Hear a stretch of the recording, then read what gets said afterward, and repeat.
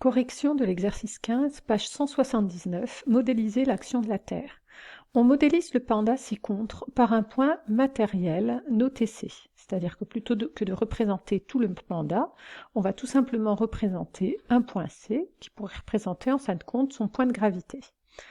On nous donnait le poids de ce panda, 1,2 10 puissance 3 newton. Je rappelle que le poids est une force et qu'une force s'exprime en newton.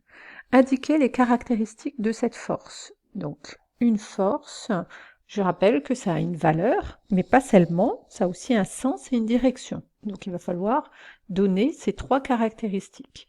Sa valeur, elle est donnée, donc on connaissait la valeur du poids. Il faut donner également son sens et sa direction. Donc, son sens, sa direction.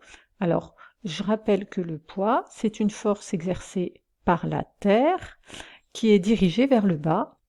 Donc si on représente ici le sol, le poids, c'est une force qui va être dirigée vers le sol. Donc, au niveau de son sens et sa direction, on voit que c'est vertical et vers le bas. Vertical, vers le bas. Représenter cette force en utilisant l'échelle. Donc là, moi, je l'ai fait sans utiliser l'échelle. Maintenant, on va utiliser l'échelle. Donc, on sait que 1 cm représente 400 newtons. Nous, on a une force de 1,2 10 puissance 3 newtons, c'est-à-dire 1200 newtons.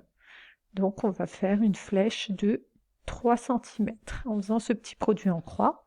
Donc, il fallait prendre une règle et ici, mesurer un vecteur de 3 cm.